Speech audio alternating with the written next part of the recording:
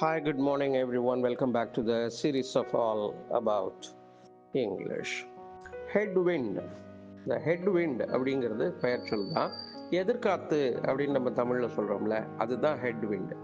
இப்போ இந்த ஹெட்விண்டுக்கு இன்னொரு மீனிங் கூட எடுத்துக்கலாம். நீங்கள் செய்கிற காரியங்களில் அதாவது ஒரு எதிர்ப்பு இருக்குது, முன்னேற விடாமல் கொஞ்சம் முன்னேற்ற பாதையில் கொஞ்சம் தடங்கள் இருக்கு, நீங்க எதிர்பார்த்த ஸ்பீடில் முன்னேற முடியல அப்படின்னா அதையும் the situation like a headwind, the situation in the headwind அப்படிலாம் அதை சொல்லலாம்.